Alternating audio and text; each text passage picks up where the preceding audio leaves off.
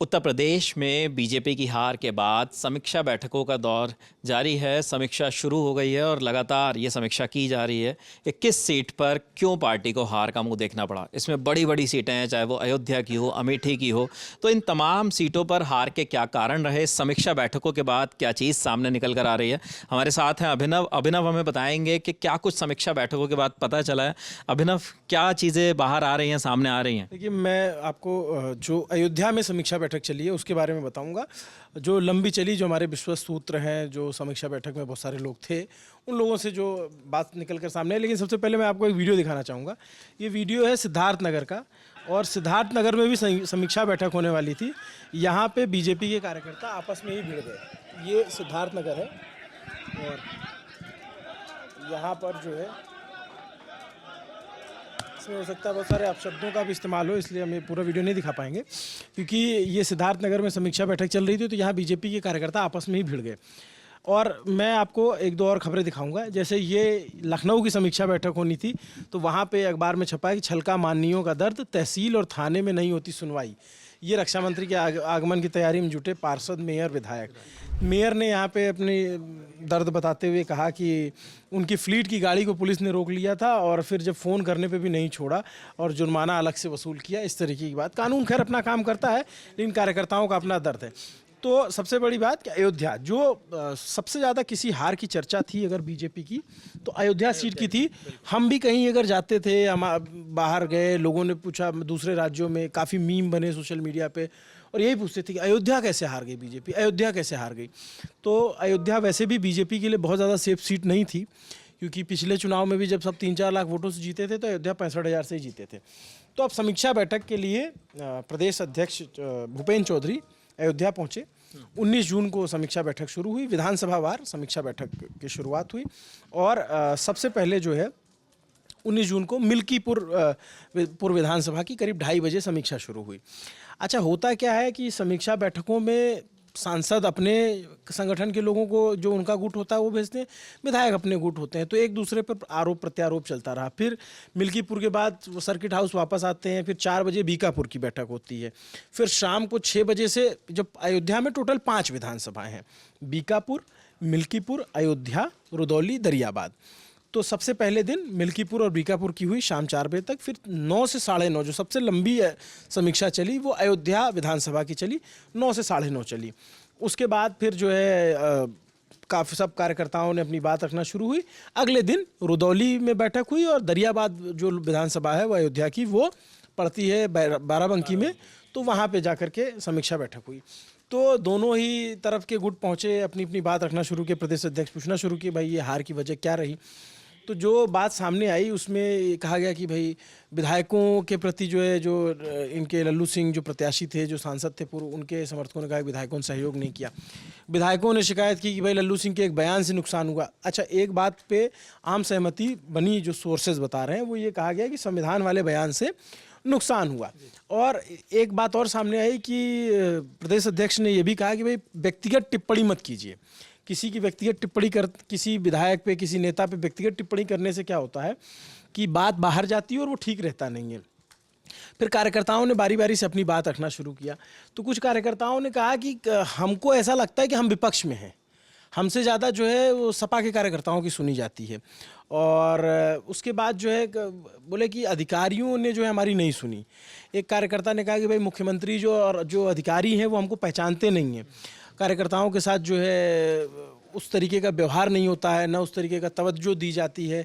जब ये दर्शन और तमाम कार्यक्रम चल रहे थे, तो बोले कि जो निचले संगठन, निचले स्तर के लोग थे कार्यकर्ताओं में, उनकी पूछ नहीं हुई, उनसे बातचीत नहीं की गई, उनसे पूछा नहीं गया कि क्या होगा, कैसे कैसे होगा, और उसको लेकर के बड़ी नाराज़गी थी कार्यकर्ताओं में। तो कार्यकर्ताओं की उदासी जो थी, वो बात हर जगह निकल के सामने आ रही है। लखनऊ वाले में आप देखेंगे जो खबर छपी हुई है कि तहसील और थाने में सुनवाई नहीं होती, तो ये भी एक तरीके से कार्यकर्ताओं की बात थी।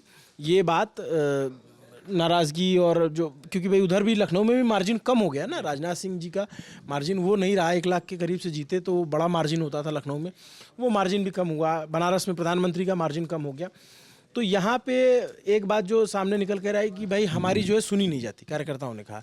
और एक चीज़ जब हम चुनाव यात्रा में भी घूम रहे थे तो बहुत सारे बीजेपी कार्यकर्ताओं से बात करते थे, तो वो इस भाव से रहता था उनका कि हमारा सांसद हार जाए, बाकी 400 पार। मतलब उनके अपने सांसद से व्यक्तिगत नाराज़गी कार्यकर्ताओं की समझ में आती थी। और अभी जो ये खबरें आ रही हैं कि बैठक में, समीक्षा बैठक में जो चीज़ें निकल के आ रही हैं, यही हाल बांदा चित्रकूट में जब समीक्षा बैठक के लिए जो है पर्यवेक्षक भेजे गए। पुरुषोत्तम खंडेलवाल आगरा ज़िले से विधायक हैं, दिनेश तिवारी पूर्व क्षेत्रीय अध्यक्ष हैं अवध क्षेत्र के, उनको भेजा गया। तो वहाँ पे भी जो पहली बात रखी गई वही थी कि कार्यकर्ताओं की उदासीनता। सोर्सेज ने नाम न लेने पे बोला कि भाई कुछ लोगों ने जो है पार्टी के थे और पार्टी विरोधी काम कर रहे थे, जिसकी जानकारी संगठन को पहले थी, वो जिम्मेदार लोग हैं।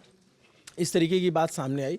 और अभी अयोध्या से एक और मतलब जो बात सामने आ रही है कि मंत्रियों के सामने डीएम साहब की एक जो वहाँ के संत हैं उनसे नोकझोंक हुई थी।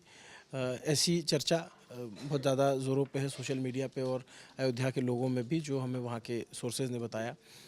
वो जो साधु हैं वो उन्होंने डीएम पे कुछ टिप्पणी की थी, तो डीएम ने उस पर अपनी नाराज़गी जताई, ऐसा लोगों ने बताया। लेकिन कुल मिलाकर के अभी जहाँ जहाँ पे बैठकें हो रही हैं वो यही चीज़ें निकल के सामने आ रही है कि कार्यकर्ता जो है वो उदास था, कार्यकर्ता घरों से नहीं निकला, पार्टी के नाते पार्टी को वोट किया, लेकिन जो वो 10 लोगों को वोट करवाता था वो नहीं करवाया। अयोध्या में कुछ कार्यकर्ताओं ने सोशल मीडिया पे और तमाम जगहों पे अपना दुखड़ा रोया था, अपना दर्द बयां किया था कि भाई जो ये प्रोटोकॉल हो गया तो उसमें पूछा नहीं गया। तो आप समझिए 3-3.5 घंटे पर्टिकुलर अयोध्या विधानसभा पे, अयोध्या विधानसभा में 2012 का जो विधानसभा हुआ वहाँ पे बीजेपी को 1,07,000 वोट मिले थे। 2017 में 1,07,000 वोट मिले थे। 2022 में 1,13,000 वोट मिले। लेकिन इस बार वहाँ पे भी वोट 1,04,000 रह गया। बाकी विधानसभाओं में तो बीजेपी हार गई, रुदौली, बीकापुर, दरियाबाद, इन सब जगहों पे तो हार का सामना करना पड़ा। लेकिन यहाँ पे बीजेपी जीती, लेकिन अंतर सिर्फ 4,000 का बचा। आमतौर पे लोकसभा के चुनाव में विधानसभा से अलग पर्टिकुलर अयोध्या विधानसभा से अच्छी लीड मिल जाती थी। तो भाई चर्चा ये हुई कि भाई राम मंदिर बनने के बाद जो डेवलपमेंट का काम इतना किया गया, उसके बावजूद ये वोट कैसे घटे।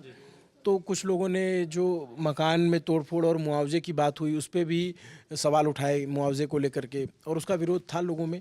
लेकिन डेवलपमेंट अयोध्या में हुआ, इससे कोई इनकार नहीं कर सकता। लेकिन अयोध्या के आसपास मैं जब कह रहा हूँ कि अयोध्या विधानसभा, अयोध्या लोकसभा नहीं, लोकसभा का नाम है फैज़ाबाद, और फैज़ाबाद लोकसभा 5 विधानसभाओं से मिलकर बनता है। तो सभी जगह के कार्यकर्ताओं के साथ प्रदेश अध्यक्ष भूपेंद्र चौधरी ने अलग अलग बैठक ली, समीक्षा बैठक की। अब वो रिपोर्ट उसकी तैयार होगी, जाहिर है वो रिपोर्ट दिल्ली तक आएगी। तो अभी और लोकसभा सीटों पे इस तरीके की रिपोर्ट बन रही है। हमारे पास जो जानकारी आती रहेगी वो हम बताते रहेंगे। अयोध्या का अगर पर्टिकुलर बात करें तो कार्यकर्ताओं ने जो अपने अध्यक्ष थे, संगठन की जो बैठक थी, उसमें उन लोगों ने यही सवाल उठाया कि भाई हमारी सुनवाई नहीं होती तो हम किसके लिए काम करें। हमको सांसद या बड़े नेता जो है वो पहचानते नहीं, तवज्जो नहीं देते हैं। मुख्यमंत्री को लेकर के भी लोगों ने कहा, और उसके बाद अधिकारियों को लेकर के भी कहा। तो बात यही थी कि अधिकारी जो है, खास करके कार्यकर्ता अगर कोई पैरवी करता है, कुछ काम के लिए कहता है तो नहीं करता। एक तरीके देखिए मुख्यमंत्री का एक मैसेज क्लियर है कि भाई जो नैतिक होगा, जो काम होगा वही होगा। इसमें मुख्यमंत्री योगी आदित्यनाथ तरफ से कोई कोताही नहीं है। लेकिन इसमें कई सारे कार्यकर्ताओं ने ये नाराज़गी जताई कि उनकी सुनी नहीं जाती, ये बात है। बिल्कुल, क्योंकि पार्टी को लेकर ये कहा भी जाता है बीजेपी को कि अक्सर कार्यकर्ता ग्राउंड लेवल पे बहुत मेहनत करते थे, लेकिन कहीं ना कहीं अगर इस समीक्षा बैठक की बात करें तो उससे ये चीज़ समझ में आ रही है, जो अब तक खबरें आ रही हैं मीडिया रिपोर्ट्स के हवाले से, अभिनव को जो जानकारी मिली है कि कहीं ना कहीं कार्यकर्ताओं की अनदेखी थोड़ी सी भारी पड़ी। जी अभिनव, जो आज सिद्धार्थनगर में हमने मारपीट देखी, बीजेपी को आमतौर पे एक अनुशासन की पार्टी माना जाता है। लेकिन एक बात ये भी सत्य है कि सारा अनुशासन नंबर और ताकत से आता है। अगर नंबर और ताकत कम होती है तो इस तरह की तस्वीरें सामने आती नहीं। तो आमतौर पे इस तरह की तस्वीरें बहुत कम सामने आई बीजेपी की सरकार में पिछले 10 सालों में। जो फैसले हुए जो वो माने गए हर तरफ से, ऊपर से लेकर नीचे तक। जी बिल्कुल, देखिए ये कहीं ना कहीं है, अक्सर कहा भी जाता है कि बीजेपी में संघ का दबदबा रहता है और वहाँ अनुशासन की बहुत ज़्यादा उम्मीद उनके कार्यकर्ताओं से की जाती है। लेकिन ऐसी तस्वीरें सामने आ रही हैं। समीक्षा बैठक थी, उस पर अयोध्या पर चर्चा हुई कि आखिर क्या वजह रही कि लगभग 58,000 वोटों से लल्लू सिंह को हारना पड़ा यहाँ से, बीजेपी के जो प्रत्याशी थे, और समाजवादी पार्टी ने ये सीट जीती। खैर, समीक्षा बैठकें और सीटों को लेकर भी होंगी, और भी अपडेट्स जो भी आते हैं कि कहाँ कहाँ पार्टी हारी और कहाँ कहाँ क्या वजह रही, वो सब आपको ललन टॉप पर मिलेगा। कैमरे के पीछे मेरे साथी थे प्रशांत। देखते रहिए ललन टॉप। शुक्रिया।